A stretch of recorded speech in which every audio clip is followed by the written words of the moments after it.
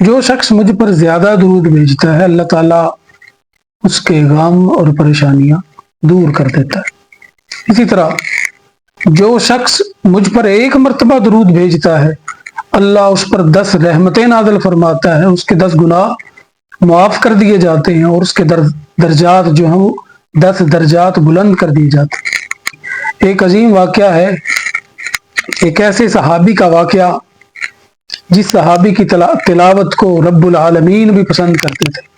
ان کا نام ہے حضرت ابی بن کعب رضی اللہ تعالی عنہ۔ فرماتے ہیں کہ میں نے رسول اللہ صلی اللہ علیہ وسلم سے پوچھا کہ میں اپنی دعا کا کتنا حصہ درود کے لیے مخصوص کروں؟ تو نبی محترم نے فرمایا جتنا زیادہ کرو تمہارے حق میں بہتر ہوگا۔ حتیٰ کہ جب ابی نے کہا کہ میں اپنی پوری دعا کو درود کے لیے مقرر کر دوں گا تو نبی صلی اللہ علیہ وسلم نے فرمایا تب تو تمہارے سارے غم دور کر دیے جائیں گے اور تمہارے سارے گناہ معاف کر دیے جائیں گے۔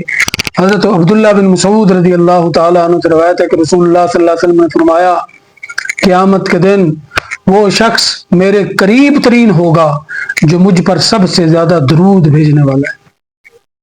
حضرت عمر بن خطاب رضی اللہ تعالی عنہ بیان کرتے ہیں کہ رسول اللہ صلی اللہ علیہ وسلم نے فرمایا دعا آسمان اور زمین کے درمیان رکی رہتی ہے جب تک کہ نبی صلی اللہ علیہ وسلم پر درود نہ بھیجا جائے۔ تو نتیجہ درود شریف پڑھنا ہماری دنیا و آخرت کی کامیابی کا ذریعہ ہے، اس لیے ہمیں کثرت سے درود شریف پڑھنا چاہیے، خاص طور پر جمعہ کے دن جب درود ہمارے نبی کریم صلی اللہ علیہ وسلم تک خود فرشتوں کے ذریعے پہنچایا جائے، لیکن اس کیفیت کو اللہ ہی جانتے ہیں کہ کیسے پہنچایا جاتا ہے۔ اللہ ہمیں درود شریف کی برکتوں سے زیادہ فائدہ اٹھانے کی توفیق عطا فرمائے، آمین۔